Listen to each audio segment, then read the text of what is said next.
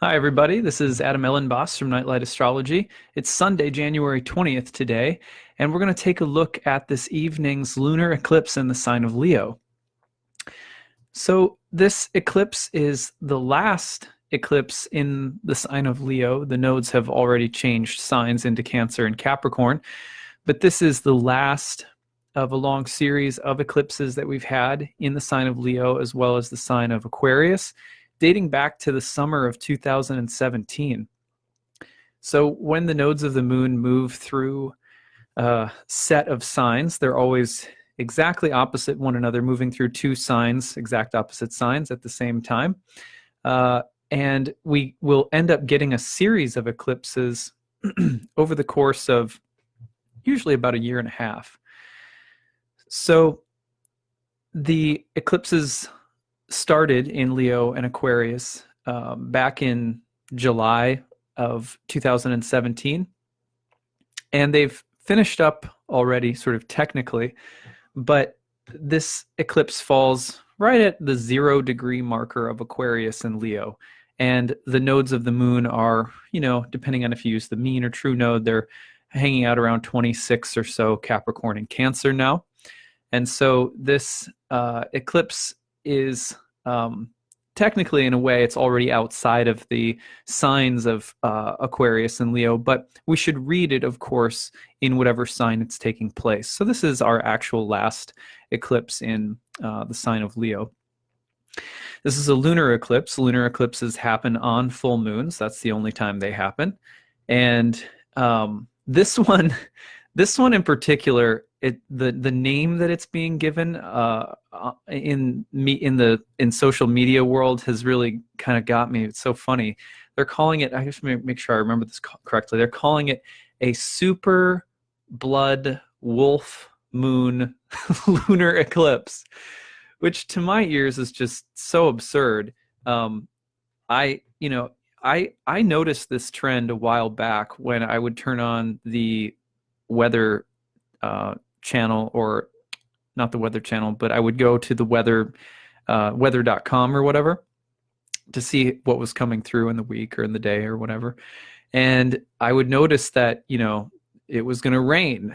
The rainstorm was being, called like Zeus, or the smallest thing. It could be like, there's going to be a flurry this afternoon, no expected, there's not even an inch of snow expected, but it's being called, Thor or something like that. So I think that there's a tendency to sensationalize things a little bit. I'm glad, though, that people are paying more attention to these eclipses, and that the observation of astral phenomenon, celestial phenomenon, is increasingly popular. If there were anything, I guess, that I would want to be a little bit more viral, it would probably be eclipses and things of a celestial nature that also kind of stir the soul inside of us. I think this is actually one of the most world wide, sort of feared and revered celestial events for, since time immemorial on planet Earth. We've been looking at the sky and getting a little scared about eclipses. So eclipses have a way of just invoking the feeling of sometimes doom, sometimes death, sometimes like bad luck or spirits. Eclipses often invoke the sense that our dreams are more than just, subconscious mechanistic garble. They make us feel like there really is another side to things, that there's something on the other side of the veil. Eclipses present a veil over the light. And so when anything comes across the light in the sky, there's always been a feeling of greater significance. And I think that can awaken something positive within the human spirit. The spiritual imagination is a gateway to spiritual practice. So if something can invoke our spiritual imagination, and that may lead to an increased desire to check out spiritual life, I think it's a good thing. Whether that means that we should think about eclipses in terms of being terrifying, or I don't think we should be superstitious about them. And again, I'm not sure that sensationalizing the names of the eclipses, a super blood wolf moon, it's just crazy. So yeah, but let's break down why it's being called this, because some people don't even know. Some people are like, why is this eclipse being called a super blood wolf moon lunar eclipse? Supermoons occur, if you don't know, this is a supermoon. A supermoon occurs when the moon is full and closest to the Earth in its orbit. So that's what a supermoon is. Just very basically, astrologers don't necessarily pay a lot of attention to it. Some do, but I certainly don't, because it's not like, to me, all full moons are sort of the same astrologically. Maybe, sometimes I'll pay attention to certain kinds of secondary phenomenon. Like I would consider it sort of secondary phenomenon if it's a supermoon. That's me. So not like the most important thing. What makes this really important is really the fact that it's a full moon, that we're seeing it's a total eclipse. So now this is a quote from, I don't remember where I took this from, NASA, maybe, I can't recall, but depending on the weather conditions wherever you live, you may see it as red. This is also why it's being called a blood moon. This is common for lunar eclipses, that lunar eclipses will look red. And this happens, quote, because blue light undergoes stronger atmospheric scattering, so red lights will be the most dominant color highlighted as sunlight passes through our atmosphere and casts it on the moon. I did not know that. That's interesting. I just thought it meant that Lucifer was angry. So, so I guess that my theory goes out the window. But at any rate, this super blood wolf moon is also called a wolf moon, apparently because the Farmer's Almanac names full moons in January wolf moons. I found that somewhere. Someone else could fact check that.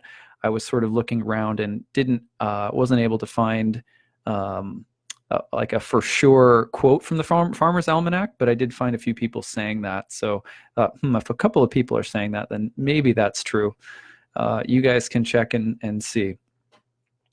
But I think that's the basic idea, right? We have a super moon, full moon closest to the Earth. We have a wolf moon because it's January full moon, and apparently the wolves howl in medieval villages still to today. whenever there's a wolf moon, peasants are fleeing in fear. And then we also have obviously the blood color. So, all right. It's going to be happening on Eastern time. 10:35 p.m. Eastern time, ending at 1:51 a.m. Eastern time into tomorrow, January 21st. So that's the idea about the eclipse, the kind of details of the eclipse and its timing. And it's safe to view with the naked eye. You can go out and look at it. It's not like a solar eclipse where you can really actually damage your eye if you look directly at it. This one you can view. However, so the Vedic astrologers do not recommend looking at the full moon. And there's an interesting reason for this. One of the main reasons for this is that the story of the nodes of the moon in Indian astrology is interesting, and it's lengthy, and I can't retell it well from memory, but I can tell you I wrote down some notes. So there is a story in the Bhagavad Purana, which is one of the most famous Puranas in India. The Puranas are sort of like the distilled wisdom of the Vedas in folk story form.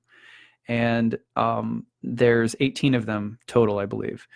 At any rate, in the Bhagavat Purana, there's a story of Svarbhanu, who is a demon that basically wants to drink the nectar of immortality, and he tries to sneak into a company of the demigods and tries to get some of this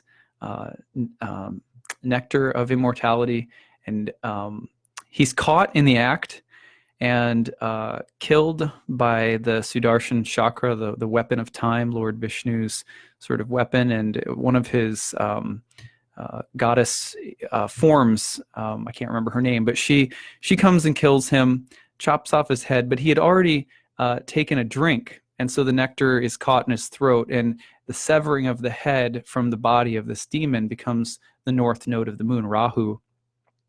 It's kind of like a hungry demon, ever hungry, because kind of immortal, but detached, cut off from the body. So always hungry, perpetually hungry.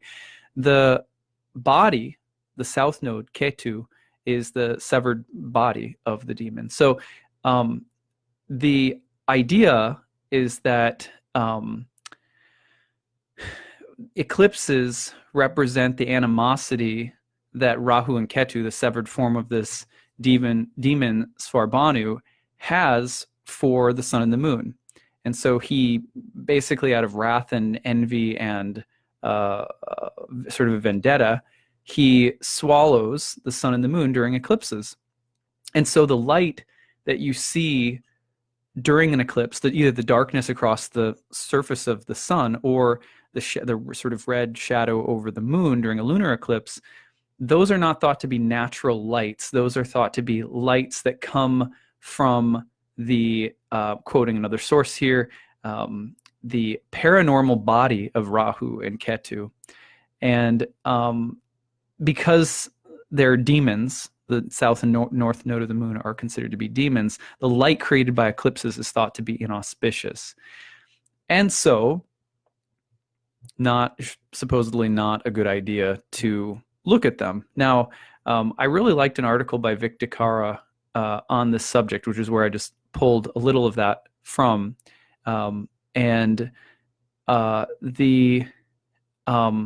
of the things that he mentions is that in the Vedas, in yoga philosophy, there is basically a section of kind of like almost sort of superstitious rituals that yogis sort of look down upon, in the same way that, for example, if you were someone who only ever performed Catholic rituals out of a sense of fear, superstition, and basically not wanting to provoke the wrath of God, people who had, a monk might really say that was a shallow form of faith. They might say, that's actually just superstition, and that's, you're letting fear sort of dictate the way you do things. A lot of people in the world practice religion from a space of ritualistic fear and superstition, even though the core of the religious practice may not really be about that. So Vic, in his article, which I really appreciated, was talking about how we don't really need to, unless we're in superstitious mode with the cosmos, if that's how we approach the cosmos in terms of like, I hope the cosmos is going to give me the goodies, or I'm very scared that it's going to do something bad to me, we don't need to approach eclipses from that standpoint. But if you tend to relate to the cosmos with a lot of anxiety, then my personal advice would be to be careful of going up and staring at a massively deep and complex celestial phenomenon like a full eclipse of any kind, because your fear is opening you up to a very powerful event that, the fear and anxiety is there. It becomes a portal for the event to become something else potentially. Just like, in my mind, if anyone practices any religious ritual or any kind of ceremony, it has power. And if you do it from a space of fear and anxiety, and there's some level of superstition involved, then I think we can open ourselves up and become vulnerable to something. So that's my advice in terms of whether you should look at it or not. I don't think it's a big deal if you go out and look at it from the standpoint of, I see everything as divine. I'm not approaching this from a standpoint of fear. I'm approaching it from a standpoint of, this is all the divine, this is all sacred. I think with that attitude, it can be a beautiful event to behold. And I wouldn't approach it from a standpoint of being superstitious. That being said, let me tell you this story. When I was in India last winter, I was there for a full moon total lunar eclipse in Leo that was visible over the city while I was at an astrology conference in Calcutta.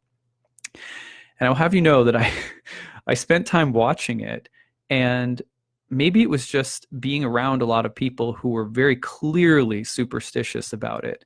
And it might have rubbed off on me a little bit. I don't know. But I ended up, two things happened around that eclipse that were very powerful and very challenging. This was, of course, happening. Leo happens to be in my 4th whole sign house. That's the place of father.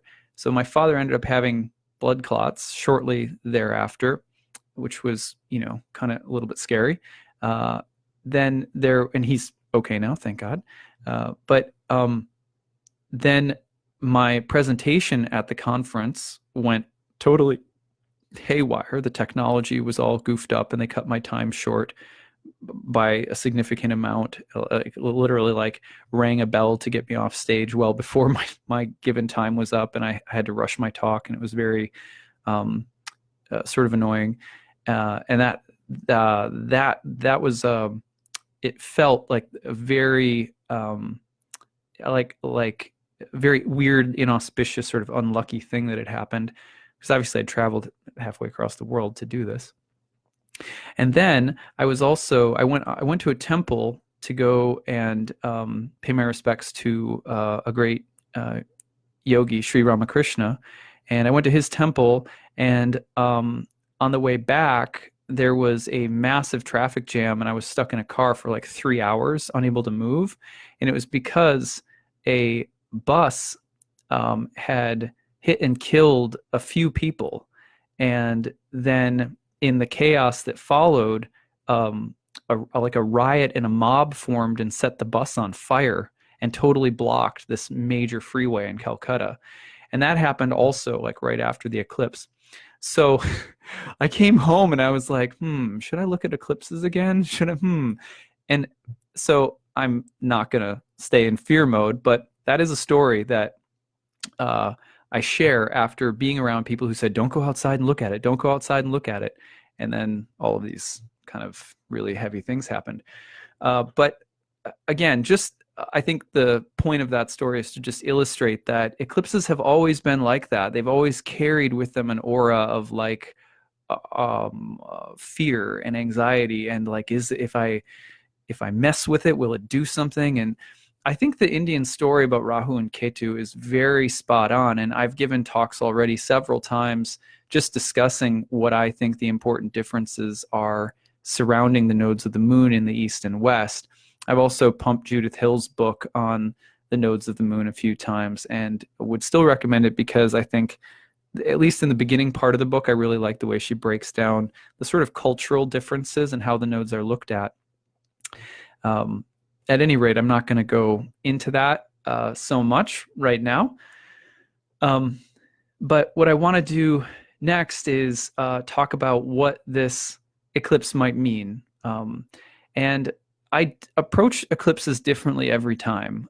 Sometimes I spend a lot of time looking at the particular astrological configurations at the time of an eclipse, which you can certainly look into, and they can yield a lot of good information. But I also will sometimes use the I Ching. And the I Ching is an ancient Chinese oracle. It's actually prior to being a divinatory, being used for divination, it was the oldest of the Chinese classics. So it's basically like the oldest sort of scripture in that part of the world. And the it's called, sometimes it's also called the Book of Changes. If you've ever read the Tao Te Ching by Lao Tzu, you will know that there is a very rich philosophy that has to do with observing the constant fluctuations in the material world between opposite qualities, and to see something eternal, unspeakable, sort of in the midst of these changes.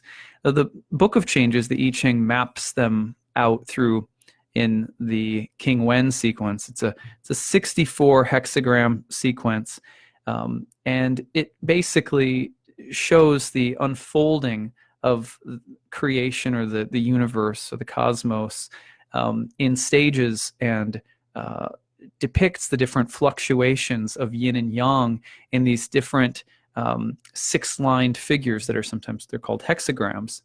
And the I Ching during the last 500 years BCE started being used as a source of divination. So people would approach the different hexagrams, and there's a mathematical way and a sort of procedural, ritualistic way of selecting one, possibly two of the hexagrams from the 64, and applying them like a like very deep, I use it, with all respect, I use the idea of like a very elaborate fortune cookie. It's like a magic 8-ball that you sort of shake, and what comes out is this incredibly complex and sophisticated set of teachings about the nature of where and how the Tao, or material nature, is flowing in the circumstance that you're inquiring about. And it will often show not only the picture of what's changing right now, but how it will continue to change based on decisions that you make. So it's a very beautiful system of divination. And often what I do after meditating with the transits will be to cast the I Ching to gain insight about this target, sort of focus in on the specific transit that I'm looking at. So in this case, I did that today and spent probably about 45 to an hour just studying these two hexagrams, and then noticing some really beautiful connections with some different classical Indian scriptures as well.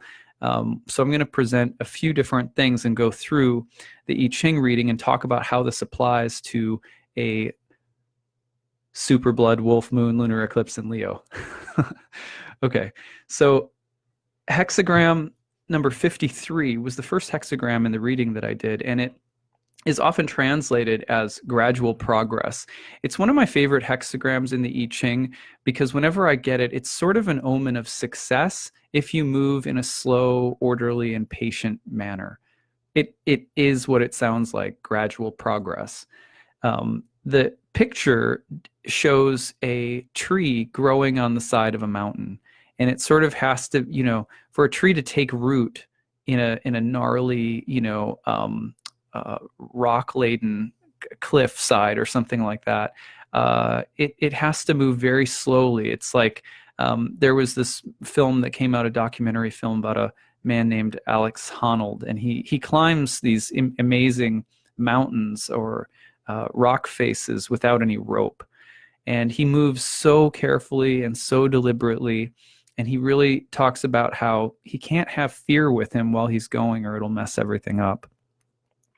This is sort of exactly that, the hexagram that refers to that same kind of mindset. It says you have to move very slowly, very gradually, little bit at a time toward where you want to go.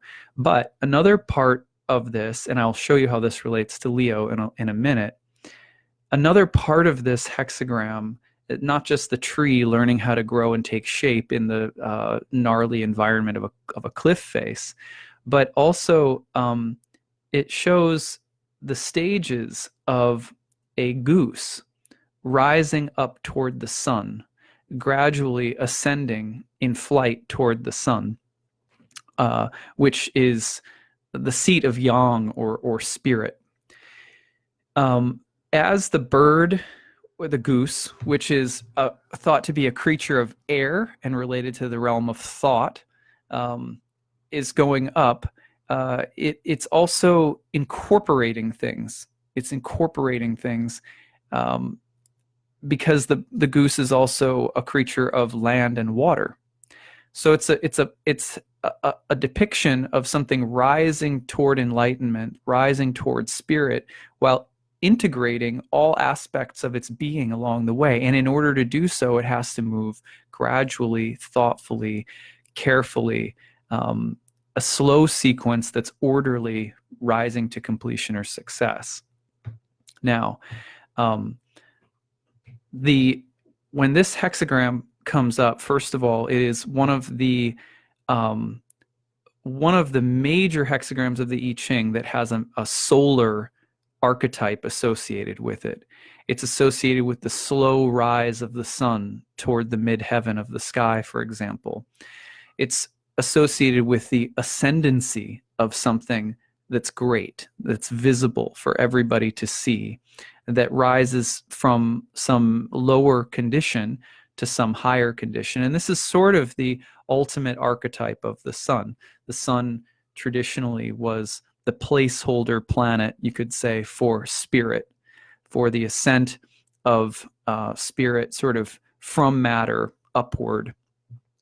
So it's a vertical ascent. But of course, the goose, which is a creature of the earth, a creature of both the air and sky, and also the water and earth, again, has to move slowly and orderly in order to bring everything along with it. Again, I'm going to circle back around to Leo in just a minute. The fourth line of this hexagram was changing in the reading that I did this morning. And the fourth line depicts the goose finding a flat branch upon which it may land and take shelter. Now, the fourth line is nowhere near, it's still got a few lines to go before it's at the sixth line, which is the top. So you're talking about the goose having risen out of the bottom three lines, which are called a trigram, and landing in a flat branch in the upper trigram. The upper trigrams, one of the upper names for the upper trigram in this hexagram is humility. And the depiction of a goose finding a flat branch, it's often put like this: the goose finds a flat branch for its webbed feet to land on and take shelter, because it's said that the goose can't, grip it, so it needs something flat to land on. It's not a natural creature of a tree, but if it were to find a flat branch, it could find a temporary home or temporary shelter on the journey upward. So typically, this line, it has a range of potential meanings. They're all very interesting. One of them is that on an ascensional journey upward, there are sometimes places where we're forced to stop and rest, or we are forced to temporarily take shelter and halt our progress. In any discipline, sometimes these are called plateaus.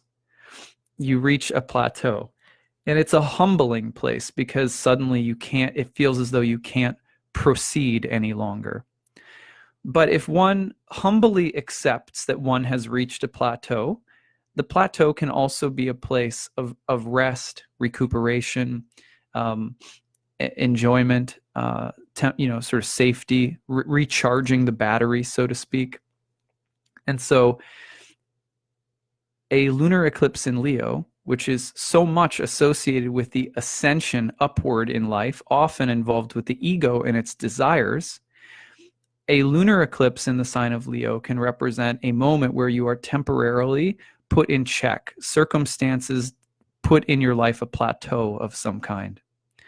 And so the ego wants to continue to strive upward, but the message of the lunar eclipse is to be content in the humble plateau that you have to be on for now. Sometimes we have to work repetitively in a place that's familiar for a while before the journey upward continues. And it's interesting, for example, that as this eclipse is happening, that Mars is also squaring Saturn, which can be a transit that also signifies the desire to break through at all costs. But oh, wait, there's a limitation. There's a barrier. And how do you deal with barriers? Well, the ego can get really mad and upset. If it doesn't take to a plateau in a humble spirit, in a spirit of acceptance, surrender, then the plateau is a source of frustration, and it can eclipse the ego, and it can actually make us fall down. Whereas if we accept a plateau as a natural part of the unfolding of life, then plateaus become spaces for the deepening of something that we've already accomplished. Sometimes before you go forward, you have to double back a few times and do something over. So for example, sometimes, when you're, I don't know, the other day I was watching my wife just sew something in one of my daughter's pieces of clothing. And sometimes you have to go forward a little bit, and then there'll be a part that's like a little weaker than another part. You have to kind of double it up a little bit before you keep going forward. So I think that our spiritual lives are like this, to speak of our everyday material lives, which are constantly like this, where when we are striving for something, sometimes the plateau that comes along, it appears as though it's limiting us, it's eclipsing us, it's frustrating our egos. It can be a time to kind of double back and key in on those things that we've already done, get them a little bit more shored up, a little bit more grounded, and then we go forward again eventually. But the key teaching of this line is, as the goose ascends upward, it finds a flat branch to take shelter on. It's not exactly the goose's natural environment to hang out in a tree, but if it finds a flat branch, it's a kind of temporary compromise. It's a place where you might be waiting, you might be on hold, but there's a reason for it. And if you get curious about it, and if you're willing to kind of work into that space a little bit, eventually, the ascensional journey continues. On the other hand, this is also potentially, given the next hexagram that I'm going to talk about, this line may also represent the beginning of a temptation to get comfortable and stay on a plateau when there is a very good opportunity to keep evolving and keep growing in something. The reason for this is that the next hexagram that came up is hexagram 44, which is sometimes translated as temptation. It depicts all yang lines, so spirit, with one yin at the bottom. And the bottom is where everything starts. So what does that mean? It means it's the beginning, potentially, of something that has, it's like ascended to a very high level. The yin at the bottom in this one is the temptation for something base to pull spirit back down. Now, there's a lot of ways of interpreting this hexagram, and it's not to hate on the yin. The yin is not hated on at all in the I Ching, in my opinion. But this is a hexagram that depicts the possibility for something base or something more material to eat away and bring you down. And it's eating away from the base, from a foundation. So what does that mean? Well, here's one of the things that's said about this. If this yin is improperly coupled with, it can bring everything down. So avoid this marriage. Avoid getting together with this element, because this element will, it might seem like something harmless, like a simple little thing, but it can bring down the whole thing. So the danger of a plateau, which is also depicted in hexagram 53, there's a whole line that talks about the dangers of plateaus, but that's comes out again in line 4 when we couple the reading with hexagram 44, which has to do with temptation. When you find a plateau in life and you get comfortable with it, and you start, rather than saying, okay, this is a temporary pause on my continued spiritual evolution or my continued development of something, and you pause for too long and you get comfortable and you say, well, this is good enough. but in your heart, in your best reason, you know that there's still more to go. There's still more to do. That moment is the moment of temptation. That's the moment where you're going to entertain something that's just going to start eating away at the foundation. And that can bring the whole thing down. Even though we might feel, in other words, like kings or like queens, having arrived at some place in our lives that is very comfortable, the work goes on. The work of spirit goes on. Because what we learn eventually is that spirituality is not about a goal that we ever achieve. The reason that we keep going onward and upward, as well as deeper and inward simultaneously in spiritual life, is because the ultimate realization of spiritual life is about a living relationship with the divine. So just like you and any lover or friend you wouldn't base your relationship on trying to reach a goal together. Like once we achieve level 10 of our friendship, that's it, No, what makes a relationship so beautiful, so worth having, is the endless variety and newness and new depths and new things that you can explore together. Spiritual life is like that too. So we can't ever get stuck on a plateau for too long, because we're not meant to be creatures of the plateau forever. Just like we're not always meant to keep striving upward, and sometimes a plateau comes in for a good reason. And relationships are like this too. So the danger of the plateau, it could be a plateau that's coming into our lives that eclipses our ego. It's a little bit frustrating. Or it could be that we're starting to use a plateau to justify inertia or laziness or self-indulgent, which are also shadow sides of Leo. When the king or queen says, "I've arrived, there's nowhere else to go, I've got this," like that. That's the kind of, that's when the king or queen starts to get a little plump. You know what I mean? Like the king or queen starts in it. It happens seasonally, I mean, this is why a lot of us make New Year's resolutions. The yin comes on, we reach that kind of basement of the year. It's like, okay, I'm just gonna hang out here and stuff my face with chocolatey holiday treats, and then before we know it, we're like, I think the devil is I think the devil is eating away at my soul. I have to go for a run, or I have to get back to my meditation, or whatever the case might be. We have to get back in to the swing of things. Otherwise, we're going to get sucked down. And it's a give and take that happens. But a lunar eclipse in Leo can signify the beginning of getting comfortable and lazy and inertia that's happening, especially the familiarity. We're going to talk more about that in a little bit.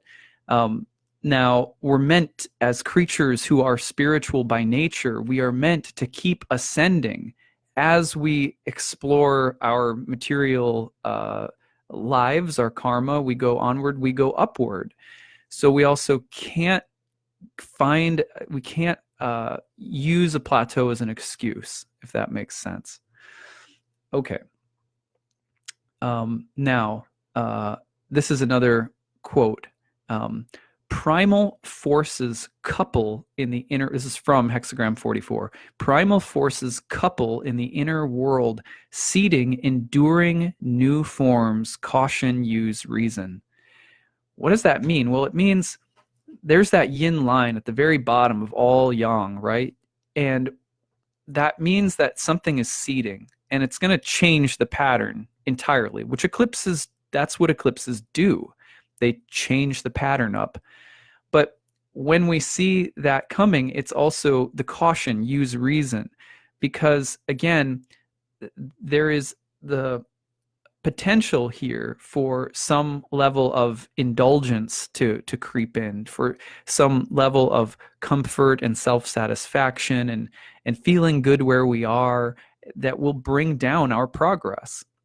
Self-satisfaction is the bane of Leo. There's a great story in there's a famous book by Liz Green, who's one of my favorite astrologers, called The Astrology of Fate. And in that book, she lays out the different myths of the zodiac. And one of the myths that she discusses for Leo is that of the quest for the Holy Grail, Parsifal. And one of the things that happens with Parsifal, and she relates this quest of the Holy Grail to Leo, is the quest for immortality, right? And this is also why, remember, that the Asura, Svarbhanu, who becomes Rahu and Ketu, the severed head and body of Svarbhanu, he's jealous of the sun. He wants immortality. So again, the eclipses have to do with the sort of vengeful swallowing of the sun or the moon, the lights. Okay, well, similarly, that quest for immortality is why Liz Green associates the myth of Leo, the myth of the Grail quest, with Leo and the sun. Same basic idea. And what is the thing that keeps distracting Parsifal as he's going to find this Grail? There are all of these egotistically satisfying, delusional side quests that he gets caught up in, right? So he keeps getting distracted by all kinds of things. This was actually repeated with great comedic effect in the movie Monty Python and the Holy Grail. There's a scene where I forget which actor it was, but he gets sidetracked in, you know, a castle full of beautiful women, and it's just all too stereotypical, but it's actually really funny if you go back and watch that movie. The side quest, the distraction, the vain glory of, well, I'll just rest and hang out here forever, and then you forget your quest, you forget your mission. Remember that the moon is the planet of memory. The moon as a reflective light, not an original light, a reflective light, has always been associated with the devotional love of God or the divine, specifically because when the remembrance of the divine lives in our heart in a devotional spirit, in the way that we live our lives, you're said to shine like the moon. So the moon lunar eclipse in Leo, a lot of it has to do with the potential to forget, which is also a part of the moon. It's either remembering or it's forgetting. It's either the remembrance of immortality or it's the beverage of sleep. So the potential to get sidetracked somehow with something our ego wants is, I've leveled off right here. I'm not going to keep going. I'm comfortable. Like that's a real potential here. So, you know, just these are things to, you know, so if you ever want to read that, by the way, the Astrology of Fate by Liz Green, the Myths of the Zodiac section in that book is really wonderful, and her description of Leo in particular is great. Now, I want to read you something. I mentioned the Bhagavat Purana earlier, whoops, which is the central Purana, thought to be sort of the realized fruit of the Vedas and the Bhakti yoga tradition. This is a summary of one of my favorite stories in the Bhagavat Purana. It comes from the 8th canto. It's 18,000 verses long, but it's a very, very, and I'm not through all of it yet. But it is, there's this story that comes very close to the story of Rahu and Ketu, by the way. And it is a story about the king of the elephants, Gajendra. I'm going to tell you about about Gajendra. This is just a sort of a story. Once the chief of the elephants, Gajendra, along with the female elephants, went to enjoy bathing in this lake on top of a mountain. And this lake is thought to have been very, very beautiful and a place of great sort of paradisical enjoyment. It's like a paradise garden type of place. And he's the king of the elephants, so he can really, you know, sort of do what he wants, right? And he goes to the lake, and he ends up disturbing the inhabitants of the water. It's a big elephant king coming in like he owns the place. Because of this, the chief crocodile in that water, who is very powerful, immediately attacks Gajendra's leg. There ensues a great fight between Lord Gajendra and the crocodile, and it lasts for 1,000 years. Neither the elephant nor the crocodile died, but since they were in the water, which is the natural habitat of the crocodile, the elephant gradually became weak, whereas the power of the crocodile increased. Thus, the crocodile became more and more encouraged, and the elephant became more and more helpless. Lord Gajendra starts to lose. Finally, realizing there was no way out, he calls out to God in this beautiful passage. It's very long, so I can't read it. But he basically calls out to God and says, what am I to do? There's no winning here. I have nothing to do now but ask for the help of something bigger than myself. So in this sense, the king of the elephants has reached his surrender point. And the analogy that I draw from this, and that I've heard teachers draw from this, is that the world is like the lake. It tempts us with a feeling of, I can come and enjoy here harmlessly because I'm in control. I'm the king. I'm in control of everything, or I'm a pretty spiritual person. I've got this. A harmless cookie isn't going to bring me down, or whatever the temptation might be, it's not going to bring me down. I'm the king. I've got this, right? But what, of course, happens in this world, which is thought to be filled with the power of Maya, the power of illusion that materiality can have over us. So I, for example, would be, I can only imagine. I've had some friends who have worked in Hollywood, and they've talked about how they went from not having much at all to having a lot, and what an incredibly powerful and seductive force it was to come into great wealth. So these things are very seductive. Maya in this world is very seductive, and can bring us down eventually, even though we might feel like we're very strong and we're very mighty and we have it all and we're safe. So we can kind of do what we want to do. We're kind of the controllers or whatever. But what this story tells us is that actually, because we are spirit souls, the environment that we're in privileges Maya. The environment of the material world, which we are basically visitors passing through, it privileges the natural power of the crocodile in the story. So even though the king is stronger in a sense and battles with the crocodile, or battles with material nature, so to speak, for a long time, eventually material nature is going to win because you're playing in its habitat. And this is a very deep story, but also very simple. Let's put it this way.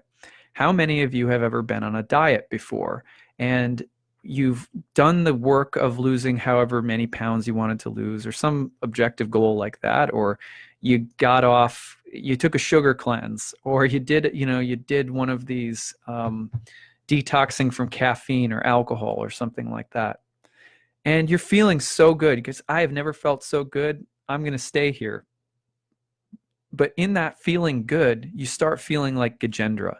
You start feeling like the king of the elephants. You start feeling like Leo. You start feeling like the lion. I can enjoy.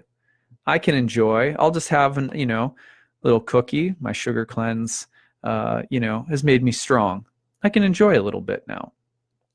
Similarly, for not everyone's like this, but obviously many alcoholics struggle with the same thing. Struggle to realize that they have to have an absolute no to certain things, because even the smallest thing can start to corrode or eat away at the health that they've worked so hard to get. And then they have to kind of start over, and that's part of the process. It's real, it's human, it's okay.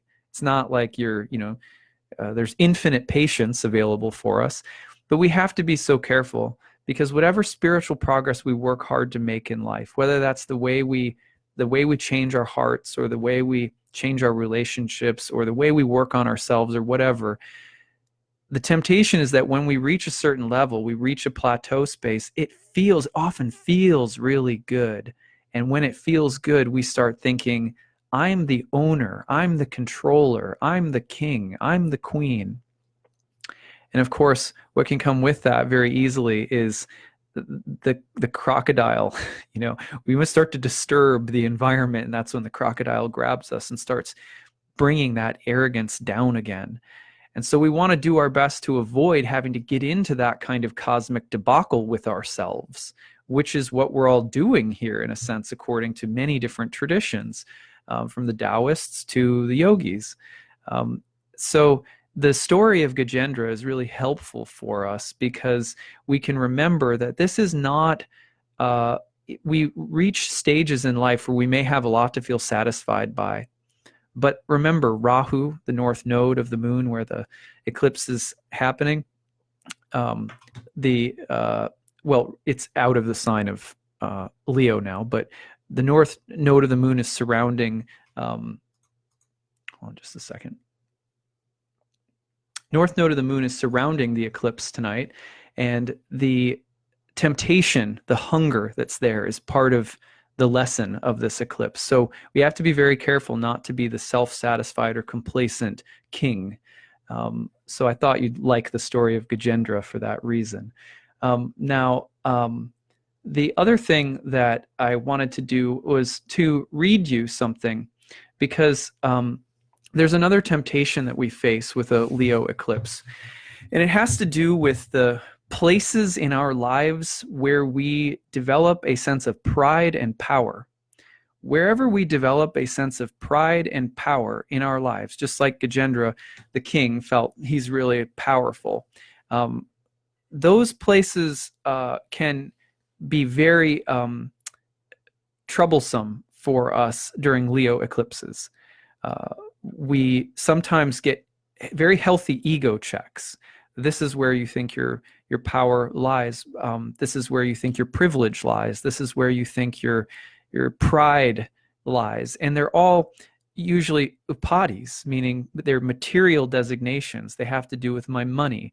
They have to do with my race. They have to do with my creed. They have to do with my education. They have to do with how many awards I've won, or they have to do with how many degrees I have, or whatever. So a lot of us, it's very human, but very dangerous to root our sense of importance and our sense of specialness, which is also what the sun and Leo is about, our sense of being select and unique. Why select and unique? Because when the sun's out, we see it, but we don't see anything else. It becomes the sole object of our attention in the sky. Whereas when the sun goes down, we see the many, right? There's many, many stars everywhere. The beauty of the many comes out. The sun is the one, the select. So similarly, a moon in Leo gets into the places that we familiarized ourselves with, like family, nation, state, creed, body. All of these things are lunar things, the things that we tend to get really identified with, and they become kind of the ecology of our life, the unconscious sort of stratum of our physical existence. And then we derive a sense of importance and power. This is what makes me unique or select, moon in Leo. So we have to be very, very careful, because eclipses can come through and tempt us to root ourselves even more deeply in these upadis. Or this eclipse can come through and offer us a reminder that that's not really who we are. So I'm going to read you something. This comes from the Bhagavat Sandarbha, which is one of the classical philosophical overviews of the Bhagavat Purana. It's kind of a philosophical distillation of the Purana. And I want to read you just a kind of introduction from the Sanskrit interpreter at the beginning. This is a breakdown of what I just read you from the Bhagavat Purana and the story of Gajendra. All 18,000 verses are about this philosophically, so I thought you might want to hear this. The real goal of life is happiness. In whatever we do, our ultimate goal is to be happy. Happiness can be attained in two ways: by pleasing our own senses or by pleasing the Supreme Person, Bhagavan, it's a name for God, directly or indirectly. Those who seek their own happiness independent of the divine ultimately remain unhappy. The reason is that we cannot truly please ourselves while we are confused about who we actually are. A human being is a conscious self, animating a physical body, ego, mind, and discriminating intellect. As such, the conscious self is our true identity, whereas the other four instruments are acquired, temporary, and superficial dimensions of embodied life. Because we mistake the body, ego, mind, and intellect to be the most important dimensions of our being, we fail to achieve happiness and try in vain to please our senses. When one recognizes oneself as a conscious being, as part of Bhagavan, distinct from the body-mind complex, one will understand how to attain true happiness. Vedic literature teaches that the basic cause of suffering is ignorance about our real self.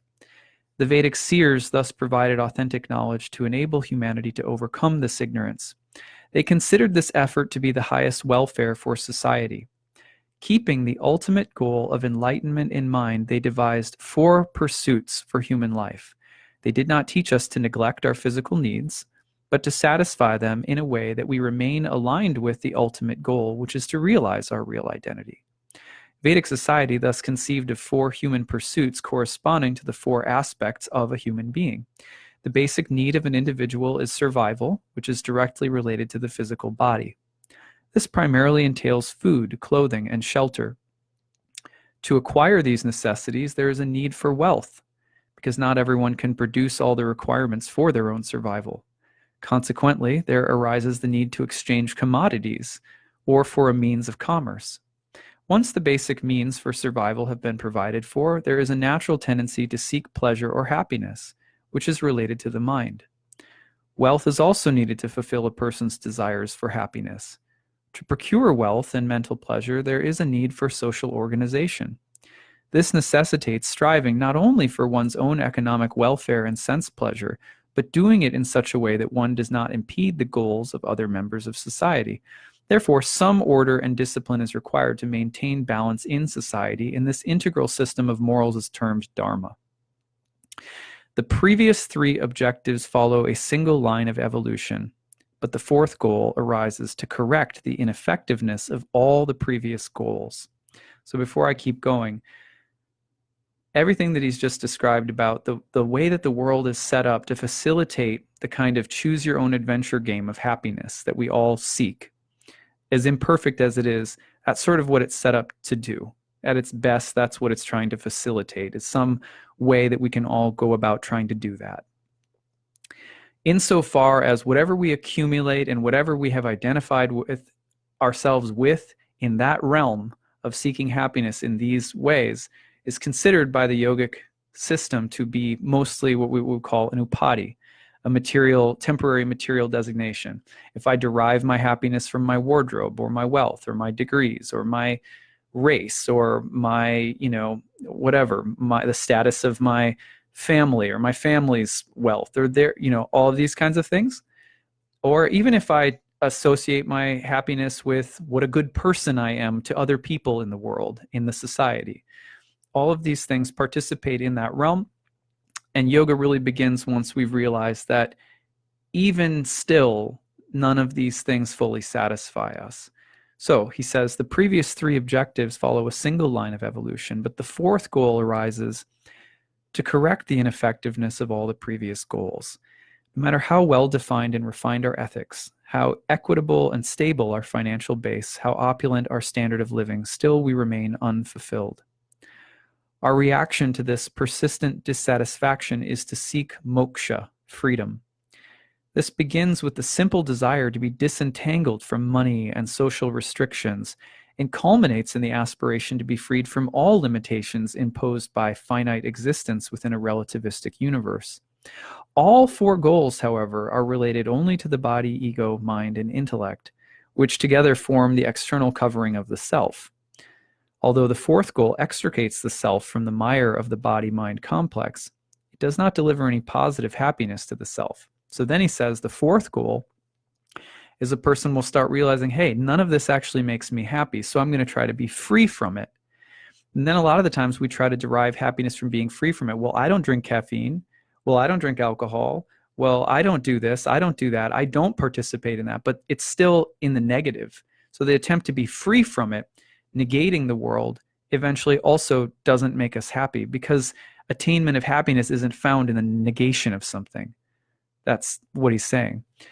Perceiving that sense gratification provides but limited and selfish satisfaction, people propose that seeing to the wants and needs of others rather than our own will bring true happiness. Certainly this comes closer to the mark, yet a feeling of emptiness persists within, because such acts of welfare are not aimed at the ultimate goal. Rather than catering to one's own misidentification with the body-mind complex, they cater to the same misidentification within others. Why is this so? Because such acts do not take the roots of the problem into consideration. True altruism lies not in merely taking care of the external persona of a living being.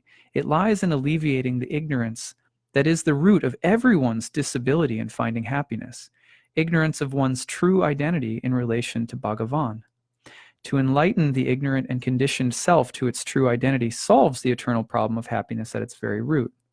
Sri Krishna says in Bhagavad Gita that one of the basic godly characteristics is to be compassionate toward others, and that this compassion releases us from our beginningless suffering. The core mission of the Vedas is to provide knowledge about the self and its relation to the Supreme Self, enabling true altruism and compassion. The great seers of India illustrated this transcendental altruism by striving tirelessly to enlighten the masses. Among such luminaries, Sri Jiva Goswami, he's the author of the Sandarbhas, is a brilliant moon who performed unparalleled welfare to humanity by presenting the essence of Vedic teachings in the form of the Sandarbhas. So this is, again, a philosophical treatise on the philosophical essence of the Puranas, which is where the story of Gajendra comes from. And in this introduction, the author, the Sanskrit translator, is laying out the gist of the philosophical point of the Sandarbhas. And I wanted to read that to you because I think it's a really important reiteration of what was very close to what our ancient ancestors in astrology believed: Stoics, Platonists, Neoplatonists, Pythagoreans, Hermeticists. This similar thinking pervaded ancient philosophy, the ancient philosophy of astrology. So take all of what we just... Hi, everyone. I'm back. My internet dropped out suddenly, so I'll try to pick up where I left off. When I just cut out, we were talking about the Bhagavat Sandarbha, and I had read the introductory text of the Bhagavat Sandarbha, and the conclusion of which I was just reaching is to tie us back to the full moon in Leo. So when you get back to the idea of the full moon in Leo, remember that the meaning of a Leo full moon lunar eclipse has a lot to do with the false places in our lives in which we invest a sense of pride and power, our sense of what we cleave to, what we cling to, excuse me, that gives us a temporary sense of being a king, being a queen, but often enough in ways that are very temporary and not ultimately satisfying. So, for example, insofar as we, again, going back through a similar list of topics I gave earlier, repeating a little bit now because my feed cut out, insofar as we identify with anything, whether it's race, creed, how much money you have in the bank, how much education you have, how beautiful you are, how many items you have, how holy you are spiritually, how altruistic you are in the world, any of these can become the source of a false sense of pride. So one of the great spiritual opportunities of a Leo lunar eclipse is about eliminating some of those false temporary material designations where we derive a sense of power and privilege from. And remembering that actually who we are as created beings, who we are as eternal spirit souls, is already as worthy as it could ever be, as beautiful as we could ever be, as knowledgeable, and we've, in a sense, we're already seated on a throne. And so sometimes a Leo eclipse may offer an eclipsing moment for the ego that's humbling, but it can also be the gateway to remembering that our eternal nature does not have to prove anything to anybody. It's not the only thing that matters truly for our sake of happiness is how deeply we are cultivating that relationship to our higher self, to the divine of which we are a part. And there are, of course, many ways of doing this, but that's really where we become our true kings and queens. So the opportunity of this eclipse is to let go of false power and pride and ego, and to be very careful of what we allow to take root right now, where the king or queen inside of us might be feeling like, well, you know, it's just a harmless thing over here that I'm going to enjoy because I kind of arrived in some kind of comfortable place, the temptation of the plateau that we talked about earlier. So be careful of the temptation of the plateau. Don't be, if you find yourself in a plateau and it's frustrating you, try surrender, humility, and acceptance. If your ego is being eclipsed in any way, remember that when the ego is eclipsed, it is most usually a gift from the divine to help us remember that there is nothing we could be adorned with that could possibly add to or take away from our essential beauty and divinity that we already are. And sometimes just the coverings have to come off to remember that. I know this is part of why spiritual life is very important to me, because it's something that I forget all the time. And so it's very easy to become the king elephant. We have to remember that in many ways, this material world is, if the more that we think, well, I can just, you know, dabble in it, it's fine. That we have to be very, very careful with that, because the I Ching, Hexagram 44, tells us that's the beginning of the end. Lord Gajendra's decision to go and bathe because he's the king enters the territory of the crocodile, out of his element. It will eventually weaken us. So similarly, we have to be careful of where we decide to invest in a sense of power, privilege, superiority. One of the biggest temptations facing us who are liberal right now, I'll say this just based on my own realizations in my own heart. One of the biggest temptations that face us as liberals is the feeling of being frustrated. Our values are frustrated in the world. It feels as though we're on the short end of the stick or something like that in terms of our political ideologies and stuff like that. This is true, I think, for anybody when they feel like they're on the short end of the stick, right?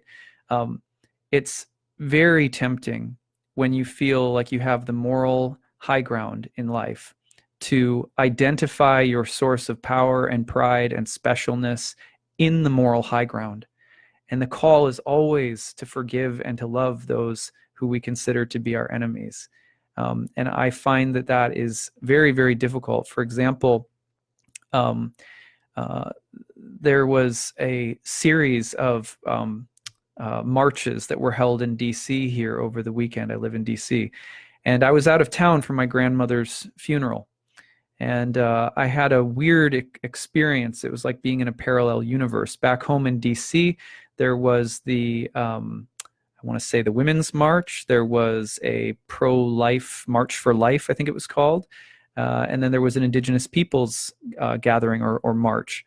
And the alchemical cooking of those ingredients led to some really intense exchanges between groups of people who have very bitter and intense feelings towards one another, as well as people being wronged unnecessarily. And it's like a pressure cooker when you put these kinds of groups together. And living in DC, I've seen this firsthand.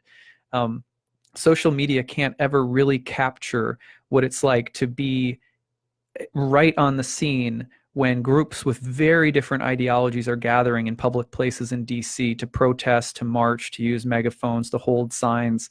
The emotions are it can be very volatile. At any rate, it's something that can spill over and easily bring the worst in people out. And some of that is what happened this weekend. Probably you've seen the memes on social media. I don't want to go into it so much, but when I was at the funeral with my grandmother my grandmother's funeral over the weekend, I noticed that in my family there's such a range of different political, religious, social sentiments just all over the map, and just navigating through that minefield. One of the things I had to be careful of, right, was just not getting in stupid fights. That was difficult for me in certain moments. But also, and maybe even more pernicious, was the interior feeling that I was developing, like I'm on moral high ground. I'm on spiritual high ground. I am a more enlightened person. I have the bigger perspective. And you poor ignorant, schmuck or whatever, like that kind of attitude. And I find that it's very hard to empty my heart as someone who considers myself to have like progressive sort of, progressive values in the world. I find that one of my biggest temptations is to not root my sense of who I am and what makes me strong or unique or powerful or special in some sense of having arrived somewhere by means of superior moral, political, or spiritual values.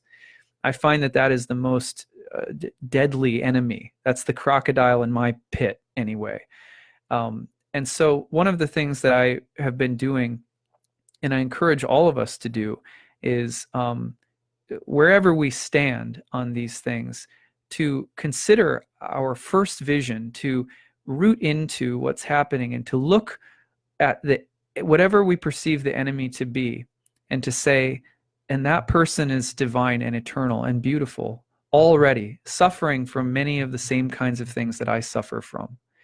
And seeing that in one another first, even though we will in this world, the wheel of time is turning and we are destined to be actors on the stage. We're going to take place in these battles. But it's so important that we remember the big picture in the midst of it, that I can see my enemy as a spirit soul, a child of God, that I can see myself in that way, and that I can pray and try to love those that I feel are persecuting me or others, and that I can also take a moment to try to get off of my high horse morally or spiritually in those moments where I'm most tempted to root a sense of pride, power, or importance in what I feel is my moral high ground. So I wanted to say that as well, because this is also part of Leo. Leo is someone who takes a lot of pride in being the good guy, the hero, the good guy, the good girl, this thing. So the king or the queen, I am a queen of the people. I'm a king of the people. I have the best in mind for everyone. It's my generosity. It's my bigness. It's my whatever. It's my goodness of character or of heart. Even that is something we have to be really careful of. And a lunar eclipse in Leo can be a great time to just try to step off from our pedestals, whatever they might be, and to recognize that the true king, the true queen, the marriage of the masculine, feminine in a sacred, total sense, is something that we are all a part of and all in service to, in the way that we live our lives, in the way that we look at one another, in the way that we treat one another, and moving through our lives in that way will give us a sense of we will know exactly when we've come to a place where we are humbled in our quest, and we'll accept it. Any time where there's a humbling moment, we thank the universe, because we say, you're bringing me back to the fact that there's really nothing to strive for. My frustration is an indication that I thought there was. On the other hand, if we start getting stuck and complacent and we don't have to move or whatever, then we can remember, if I stay here, it's not my true nature to get too comfortable here. I have to keep going. I have to keep going. We try to keep growing spiritually. So somewhere in there, we have the Leo, the lessons of a let's say it one more time, the lessons of a super blood wolf moon lunar eclipse. So that's what I've got for you guys today. I'm sorry that the feed cut out about halfway through. I'll push this together in my editing suite and put it all together on YouTube. I hope that you all have a very nice eclipse and that you're able to spend time with those you love or to do something to reconnect to your truest self. Okay, that's what I've got for you guys. Take care.